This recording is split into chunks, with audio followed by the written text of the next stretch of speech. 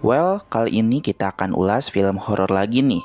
Film yang akan kita bahas akan menceritakan sosok hantu urban legend Indonesia, yakni Wewe Gombel.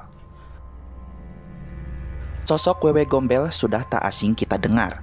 Sejak kecil orang tua kita sering menyebut nama hantu tersebut yang bertujuan agar kita takut bermain ketika sore hari.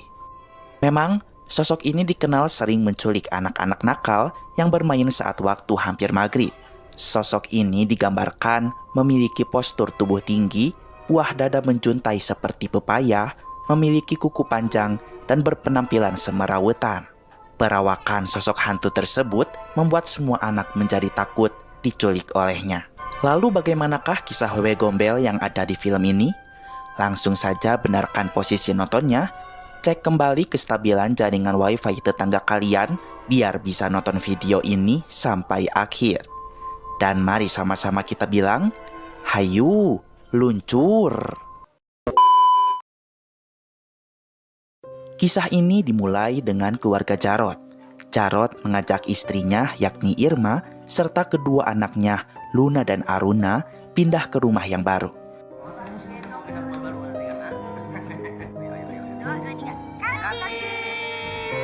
Rumah tersebut berada di sebuah tempat yang terpencil dan jauh dari kebisingan ibu kota. Sesampainya di rumah baru tersebut, Irma sangat tidak menyangka Jarot menghabiskan uangnya hanya untuk rumah seperti ini.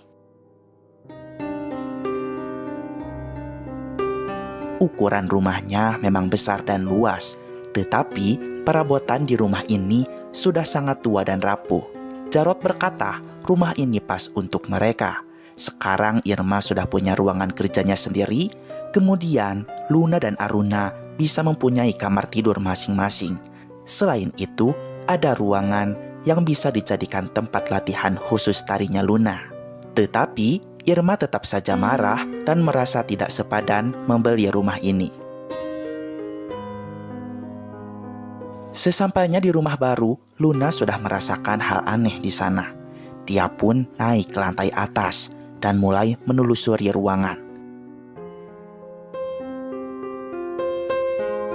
Sementara itu, Aruna berniat menyusuli kakaknya. Dia pun berhenti di depan sebuah kamar yang terletak di paling ujung.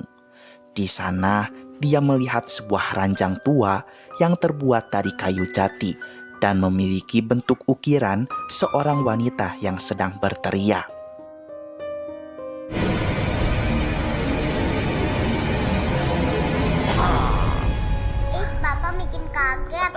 Sore harinya, mereka semua tampak sibuk membersihkan rumah tersebut dan juga membereskan barang bawaan mereka dari rumah yang lama.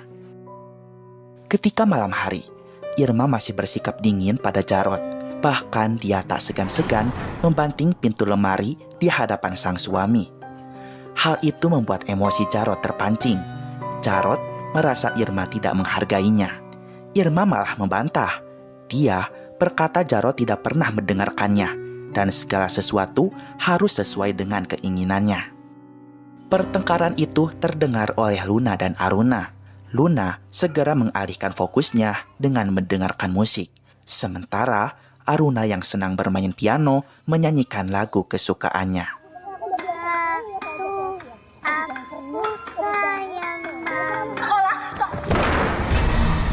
Kamu tuh istri aku.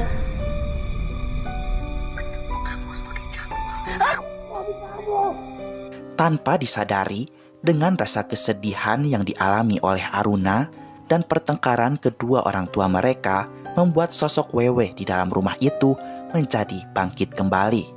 Wewe itu bersosok seperti nenek-nenek. Dia pun mendekati Aruna yang sedang tertidur pulas, kemudian mengusap kepalanya. Keesokan harinya, ketika bermain di halaman rumah, Aruna tanpa sengaja melihat anak kecil seumurannya di rumah sebelah. Seketika, pembantu mereka yaitu Bisurti menyuruh Aruna masuk ke dalam rumah. Dia berkata anak itu agak aneh. Dulu dia pernah hilang dan ditemukan di atas pohon. Dia mendengarkan hal ini dari gosip ibu-ibu saat membeli sayur pagi tadi. Setelah ditemukan, anak itu jadi agak linglung dan jarang berbicara. Jadi Bisurti menyarankan agar Aruna dan Luna jangan dekat-dekat rumah itu. Besok paginya ketika sarapan, terlihat Irma tidak ada di meja makan. Bisurti mengatakan jika ibu sudah pergi dari pagi bersama temannya. Dari tadi pagi sudah berangkat dijemput teman kayaknya. Laki-laki atau perempuan? Mendengar itu, Jarot seketika kesal. Hal ini memperburuk suasana rumah tangganya. Luna dan Aruna hanya bisa diam dan menerima nasib kekacauan di keluarganya. Luna sudah mau. Baik, Pak. Bi? Iya, Pak. Sepulangnya dari sekolah, Luna akan melatih bakat tarinya dengan diajari oleh seorang guru yang baru saja ayahnya cari. Ya, bagus. Guru tersebut bernama Mbak Ranti. Di sisi lain, Jarot melihat anaknya Aruna bermain dan mengobrol sendirian. Luna berkata ia sedang bermain dengan temannya. Pasti rumah kamu dekat. Jarot pikir temannya Aruna adalah boneka yang berada di depan anaknya itu. Namun kenyataannya,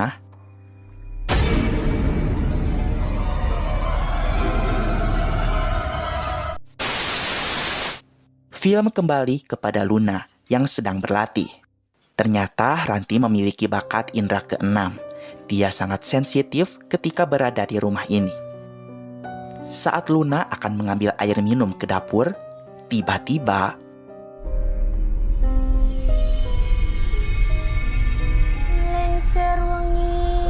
Mbak Ranti seketika kerasukan, kemudian nembang lengser wengi.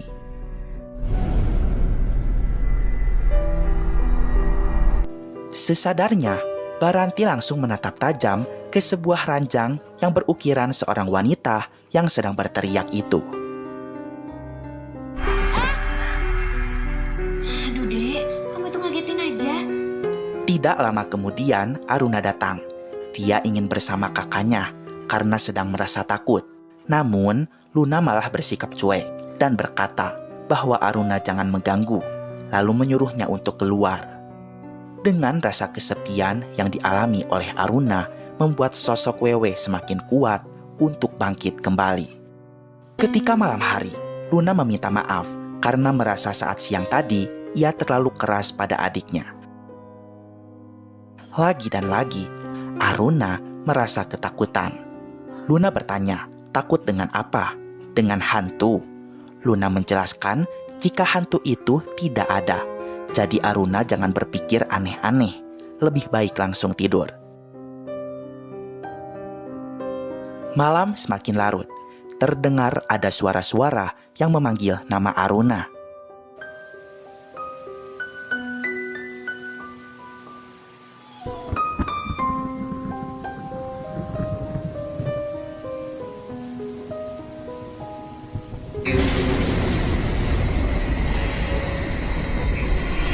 Aruna mulai beranjak dari kasurnya, kemudian mendekati sumber suara itu.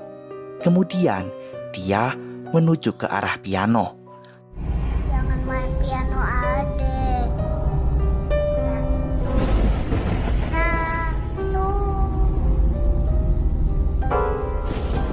Lalu tiba-tiba badannya terikat oleh rambut panjang milik Wewe Gombel.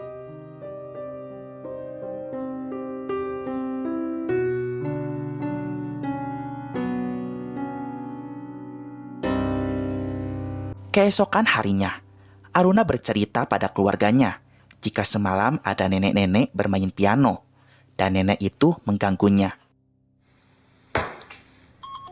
Semalam ada yang gangguin adek. Namun Slur, Irma sibuk dengan laptopnya, Jarot sibuk dengan teleponnya, sementara Luna sibuk dengan roti selai kacangnya. Disinilah Aruna benar-benar merasa tidak diperhatikan. Siang harinya, Luna pun izin kepada Bisurti akan bermain dengan Aruna keluar rumah sampai malam. Nah, pada saat malam hari, ketika sendirian di rumah, Bisurti yang sedang gegeroh piring diganggu oleh sosok Wewe. Bisurti seperti mendengarkan suara-suara misterius. Bisurti tahu itu perbuatan makhluk halus. Ia hanya memohon sosok itu jangan mengganggunya, karena dia pun tidak mengganggu. Ketika ia menoleh ke arah tangga,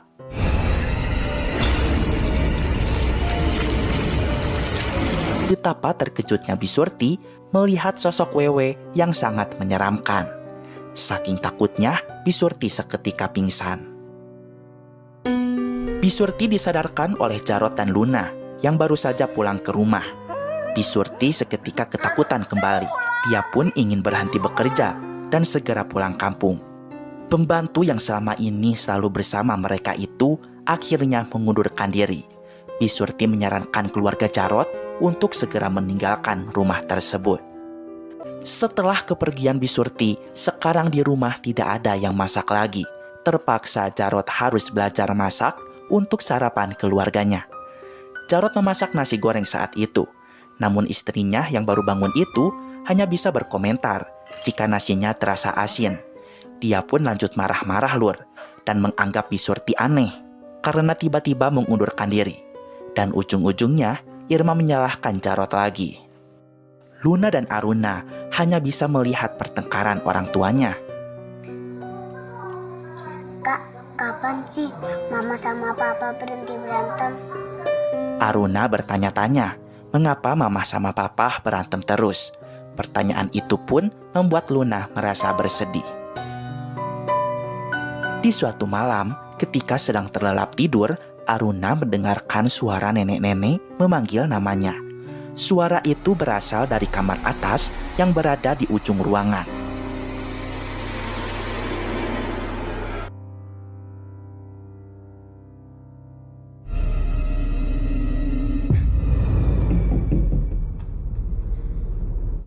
Sementara itu, Luna mendengar suara Aruna berlari-larian. Awalnya Luna ingin marah, tapi ketika dicari-cari, Aruna tidak kunjung ditemukan. Hingga sampailah Luna di kamar pojok itu. Dia berniat akan mencari Aruna di sana. Aruna, kalau mau main besok aja dong. Udah malam nih. Luna pun malah terkejut karena melihat sosok anak kecil seperti Aruna. Namun wajahnya sangat mengerikan. Luna yang shock kemudian melaporkan hal itu pada Jarot. Namun ketika dicek kembali, sosok yang menyerupai Aruna itu sudah menghilang entah kemana. Jarot dan Luna segera menuju kamar Aruna. Sesampainya di sana, mereka melihat Aruna sudah tidak ada. Aruna dinyatakan menghilang. Jarot menelepon polisi untuk membantu mencari anaknya. Keesokan harinya, tim polisi pun akan menggeledah rumah Jarot serta membawa seekor anjing untuk melacak keberadaan Aruna.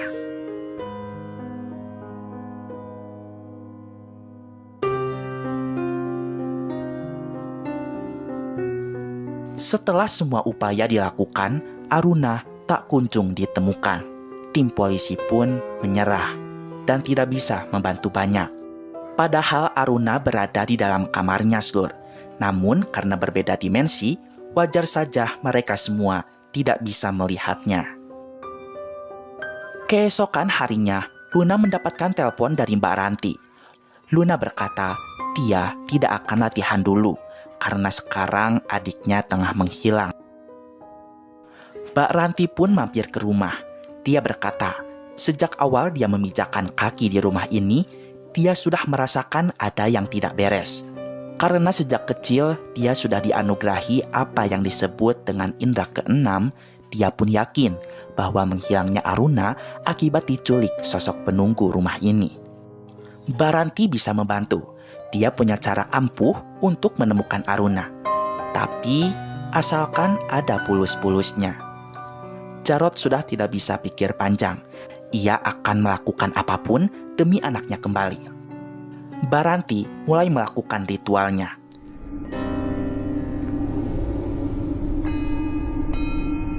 Jarot dan Luna diperintahkan menunggu saja di kamarnya masing-masing. Ketika itu, Baranti menyiram-nyirami seluruh benda yang ada di rumah dengan menggunakan daun slur. Ternyata Baranti ini penipu slur. Dia sebenarnya cuma dukun palsu yang nyamar-nyamar punya indera keenam. Hal ini agar dia mendapatkan uang tambahan. Namun, saat dia melakukan ritual itu di kamar pojok, Baranti seketika merasa merinding. Setelah ritualnya selesai, Baranti mendapatkan apa yang ia inginkan. Pas, Bu. Adik saya harus ketemu ya? Iya. Ketika di perjalanan pulang, dia pun mulai menerima batunya. Di mana saat berada di tengah hutan, mesin mobilnya seketika mati.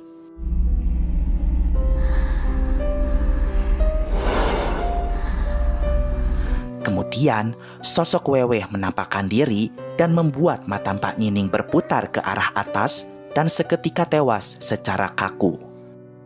Terakhir kali Aruna sama kamu. Namanya ngajarin kamu atas hilangnya Aruna. Ngerti gak sih kamu tuh? Ya udah. Hari demi hari berlalu, tetapi Aruna belum ditemukan. Ini membuat amarah Irma semakin memuncak. Saling menyalahkan adalah keseharian mereka berdua, sehingga pertengkaran pun tak bisa terelakkan. Suatu malam, Irma terbangun dari tidurnya. Dia mendengar suara alunan piano. Irma kemudian beranjak dari kasurnya, kemudian pergi mengecek. Namun ternyata tidak ada orang bermain piano.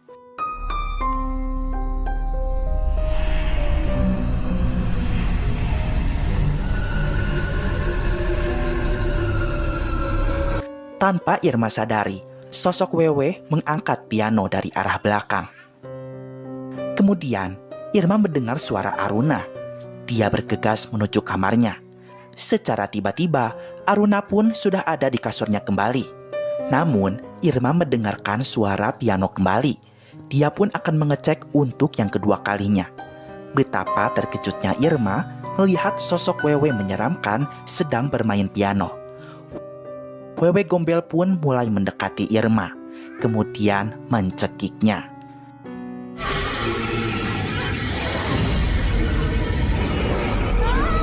Ternyata itu semua hanyalah mimpi. Irma tidak mau terus berada di sini. Lama-lama dia bisa jadi gila. Dia pun memutuskan meninggalkan keluarganya. Aku rasa aku bisa gila kalau aku lama-lama di sini. Tahu gak sih kamu? Jarot hanya bisa pasrah dengan keadaan. Sekarang fokus utamanya adalah pencarian Aruna. Jarot meminta kepada warga untuk ikut serta mencari anaknya. Semua warga pun dikerahkan oleh Pak RT untuk mencari sampai ke pelosok desa. Saat hari menjelang malam, Luna berniat ingin bantu mencari. Dengan bermodalkan cahaya handphone sebagai penerangan, Luna pun memasuki salah satu rumah warga yang sangat besar. Siapa tahu Aruna ada di sana, pikir Luna. Lalu, Luna menemukan ada seorang nenek yang sedang duduk sendirian. Sang nenek bertanya, Luna sedang apa di sini? Luna menjawab, sedang mencari adiknya yang hilang. Nenek bertanya kembali, apakah adiknya anak kecil? Bapak ibumu sibuk?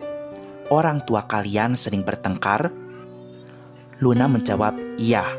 Dia pun heran mengapa nenek itu bisa tahu. Seketika si nenek berkata, Mungkin adikmu digondol Wewe. Wewe apa nih? Luna bertanya, apa itu Wewe? Wewe adalah sosok demit yang mencari anak kecil yang ditelantarkan orang tuanya. Nenek itu pun menyarankan Luna mencari adiknya di atas pepohonan. Setelah itu, Luna kembali berkumpul bersama warga. Warga bertanya Luna dari mana. Luna berkata, dia baru saja dari rumah besar tersebut dan mengobrol bersama nenek-nenek. Para warga sontak keheranan, Lur. Mereka berkata, jika rumah itu sudah lama kosong dan tidak mungkin ada nenek-nenek di sana. Di sini tidak ada nenek-nenek, Dek. Ini rumah kosong, udah lama tidak dihuni. Keesokan harinya, Jarod memberikan seserepris untuk Luna. Kini Luna berusia 16 tahun. Bertambah usiamu 1 tahun, bahagia untukmu. Luna tidak merasa senang sama sekali karena ibunya pergi dan adiknya menghilang.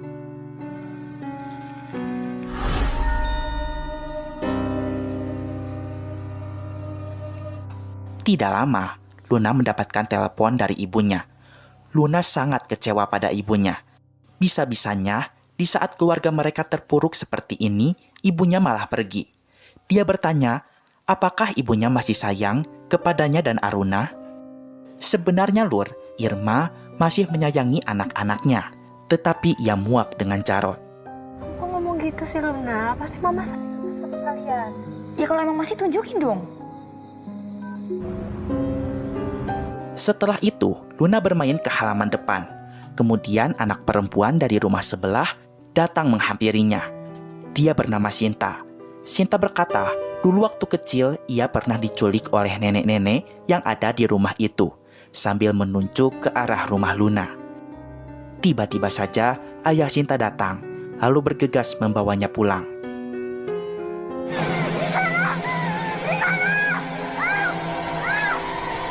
Hasil pencarian Aruna kemarin belum membuahkan hasil. Jarod tidak menyerah sampai di situ. Dia memohon kepada Pak RT untuk diberikan satu kesempatan lagi untuk menolongnya mencari Aruna. Karena merasa kasihan, Pak RT pun menolong Jarod kembali. Tapi jika di pencarian ini Aruna tidak kunjung ditemukan, maka terpaksa pencarian ini akan dihentikan. Dalam upaya terakhir ini, Jarod akan berusaha lebih keras lagi. Dia pun menitipkan Luna ke rumah tetangga sebelah, yaitu rumah keluarganya Sinta. Dia mau Luna diam di sana selama ia mencari Aruna. Sebelum itu, ayahnya Sinta memberikan sebuah kotak. Ia harap ini bisa menjadi petunjuk agar Jarod menemukan Aruna. Ia mengumpulkan semua ini saat dulu Sinta menghilang. Saat malam hari, sebelum pencarian dimulai, Jarod membuka kotak itu. Disinilah terungkap asal-usul mengenai sosok penunggu rumah ini yang kerap dipanggil Wewe. Dahulu kala, ada seorang nenek yang tinggal di Bukit Gembel. Ia hidup sendiri, tanpa keluarga, tanpa teman. Sang nenek sangat suka dengan anak kecil, sehingga sering bermain bersama mereka. Suatu ketika, ada 3 orang anak desa yang menghilang secara misterius. Nenek itu pun dituduh. Malam yang kelam, warga berbondong datang ke rumah nenek. Mereka berkata, pasti diculik si nenek. Nenek pun berteriak, rumah digeledah, kaki dipasung, tangan ditarik. Nenek ditarik, dan terus ditarik, sampai dia mau mengakui kesalahannya. Sampai pada akhirnya, ketiga anak itu muncul dalam keadaan sehat. Ternyata selama ini mereka menghilang terbawa arus sungai. Namun terlambat, nenek sudah tiada. Dan kini ia datang membalas, mengambil anak-anak kecil yang diacuhkan orang tuanya. Digondol Wewe Gombel. Dan ternyata sosok Wewe Gombel itu bersemayam di dalam ranjang yang memiliki ukiran wajah wanita sedang berteriak, dan itu adalah wajah nenek ketika dia disiksa warga. Jarod tetap memiliki pikiran rasional. Ia tidak percaya semua itu dan akan tetap mencari Aruna bersama warga ke pelosok hutan. Sementara itu, Sinta menghampiri Luna kembali. Sinta ingin memberitahukan sesuatu. Jika sekarang adiknya yaitu Aruna masih ada di rumah itu, namun dia berada di dimensi lain, sehingga tidak terlihat oleh mata. Sinta menyuruh Luna untuk segera menyelamatkan adiknya. Ketika malam semakin larut, Luna terbangun dari tidurnya. Dia melihat sosok anak kecil mirip seperti Aruna. Anak itu berlari menuju ke arah rumah mereka. Luna mengikutinya, Lur.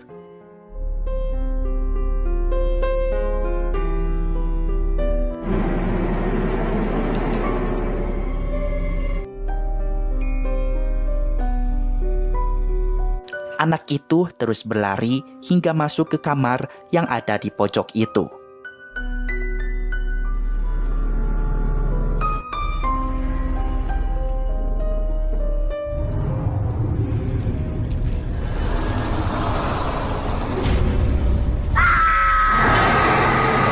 Setelah masuk, tiba-tiba sosok Wewe muncul dari bawah kasur. Sosok itu pun membuka mulutnya, dan seketika muncul banyak kelelawar.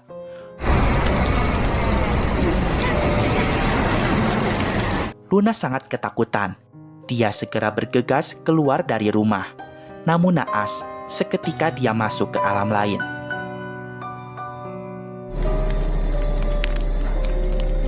Di alam lain, terdapat orang-orang yang merupakan korban culik Wewe Gombel. Salah satunya ada Mbak Ranti. Dia lenggak-lenggok menari di alam lain, Lur. Wanti.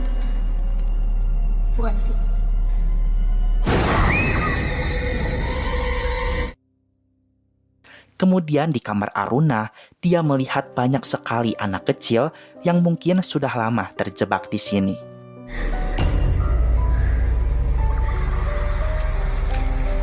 Di sisi lain, pencarian terakhir Aruna bersama para warga pun hasilnya tetap nihil. Jarot masih tidak terima dan menenangkan dirinya di rumah Pak RT. Film kembali kepada Luna. Saat itu di ruangan tengah, Luna melihat Aruna sedang digendong oleh Wewe di balik kursi.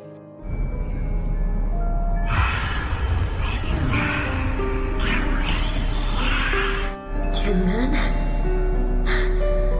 ambil adik saya. Luna mengajak adiknya untuk pulang dari sini. Aruna pun menjawab tidak mau. Dia senang berada di sini karena nenek sayang kepadanya. Tidak pakai lama, Luna menekadkan dirinya sendiri untuk langsung menarik Aruna lalu membawanya kabur.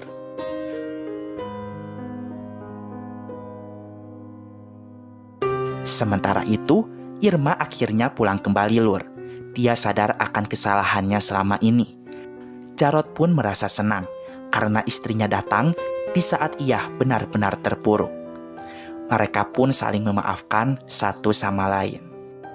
Oleh karena itu, muncullah titik cahaya yang merupakan jalan keluar bagi Luna dan Aruna dari alam lain. Aruna, kamu mandi duluan ya. Aku mandi kamu dari sini. Aku pergi aja ya. Hati-hati Aruna.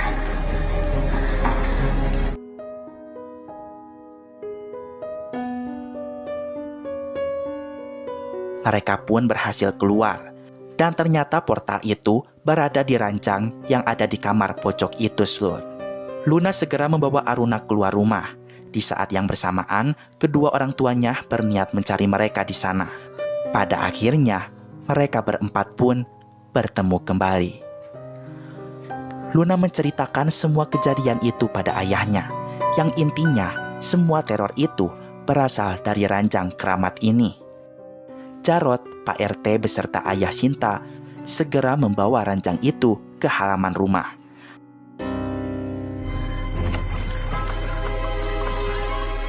Lalu mereka pun membakarnya, Lur.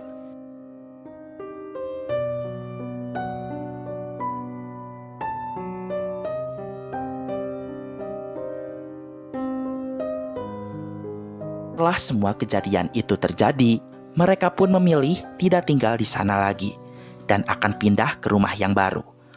Luna mengucapkan banyak terima kasih kepada Sinta karena dia telah membantunya mencari Aruna. Kemudian di malam itu, mereka semua pun pamit, Lur. Tetapi di akhir film kita diperlihatkan dengan sebuah adegan yang mencengangkan. Ternyata Aruna yang sebenarnya masih terjebak di alam lain. Sementara anak kecil yang ada di tengah-tengah mereka bukanlah Aruna yang sebenarnya.